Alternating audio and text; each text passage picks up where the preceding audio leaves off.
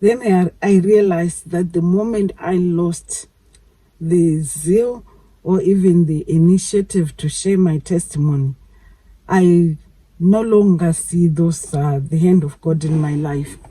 Because what he was saying was, when you share your testimony, you are glorifying God.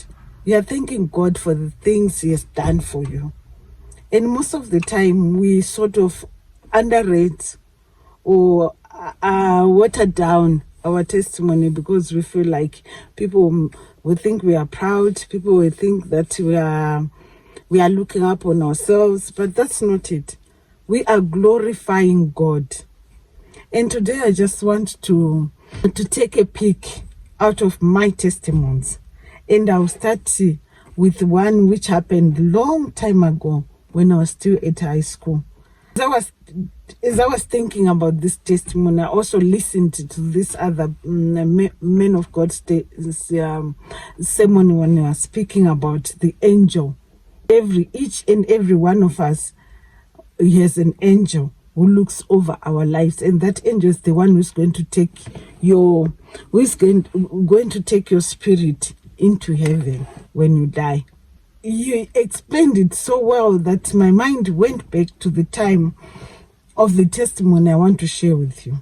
That, it was my angel. This is what happened when I was in high school. I didn't have enough money to pay for a better coach, because every end of the term I would go back home, and sometimes I would use the train and sometimes a bus, but most of the time I would use a train because the train was cheaper. So this other time I didn't have enough money. I booked a coach, the last of the coaches on the train that time, and the train was departing from where I was in the evening and getting to my destination in the morning. When we got into the train, I just found a corner where I sat, and there was an elderly woman also who sat together with me, and I felt secure. I felt okay as long as she was there. Then it happened that before I get to my destination, she got down the train because she had reached her own destination, and I remained there alone.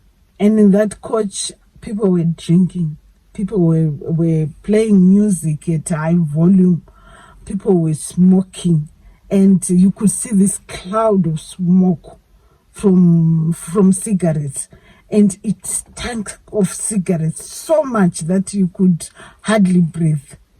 But I had nowhere to go. I then remembered the time when my grandmother, the mother of my mom, was praying, and she would call upon God and things would happen.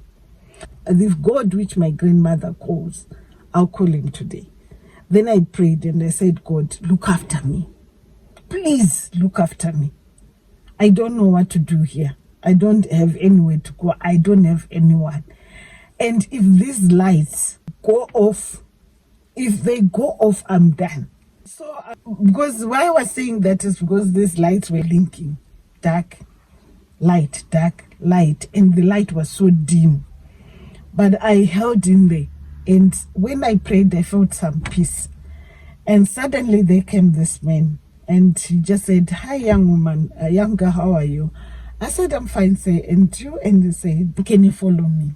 I said, "What?" Then he said, "No, can you follow me?" I said, I thought twice, and I said, "These kind of men, I don't want to see them. Especially him who wears this uniform, because I've got a bad experience with them, a traumatic experience with this kind of men. So I don't want to see them." Then he said, "Don't trust me, just come with me." Then I contemplated staying in the coach, and going with this man. I weighed the two, and I thought, this is only one person, and here there are so many men, and most of them are drunk. Let me just go with this man. I followed him, And we passed coaches and coaches until we got to the first class. He opened a room and said, get in there. Do not open for anyone until you reach your destination. In the morning, they will knock the door and tell you that you have reached your destination. Hey, I couldn't believe myself. I said, what? Is this happening to me? And I just slept like a baby until morning. I was walking by the attendant knocking on the door saying, you have reached your destination. Can you come out? Okay, I came out and I couldn't leave the train without asking. I asked him, say, do you know the person who gave me this room? And he said, no, actually this room was not booked from the first station. It was empty, but this man just came and paid for the bill, and he said not to be disturbed until we reached the destination. And I am surprised to see you coming out of it. I said, oh, I'm also surprised, but I think I'm happy that it happened. And you know what? That is my testimony for today. I met an angel in a train who booked me first class. Because of that which happened to me, I sort of feel for a person most of the time. I want to help a person when they are in need because of that experience. And I want to thank God that God will always come through when you call upon his name. I'm reminded of that woman of Syria who had a child who was ill. And she went to the Lord Jesus, and the Lord Jesus said, no, the healing is bred for the children. It's not meant for other people, but for the children. But she went further and said, Lord, even the dogs, they eat crumbs that fall on the table. And the Lord Jesus said, I've never found such faith. Great faith, you have got great faith. Go ahead, your child is healed. When you call upon Jesus, you will come. You will come. Whether you are a Christian or not a Christian, what he wants is for you to call upon him. That day I called upon him. I remembered I remembered the testimonies of my grandmother and said she called upon Jesus and things happened. I had no knowledge of being born again. Yes, I was seeking God inside me, but I wasn't born again. But what I remembered was, if my grandmother would call God and God will answer, you answer me. And he answered me in that train. He gave me first class. This is the God we serve. I just want to encourage you with this testimony. Never give up on God. No matter what situation you are in, never give up on God. This is the beginning of my testimonies. I will tell you testimony after testimony of the goodness of God. Because he's worthy to be praised. He's worthy to be worshipped. He's the I am that I am. He's God who is more than enough. He's the one who became a deliverer for me. He became my provider. I had no money, but I ended up in first class. He became my provider. What is it that you desire him to do? He becomes that when you call him. Call upon the Lord today. Don't give up.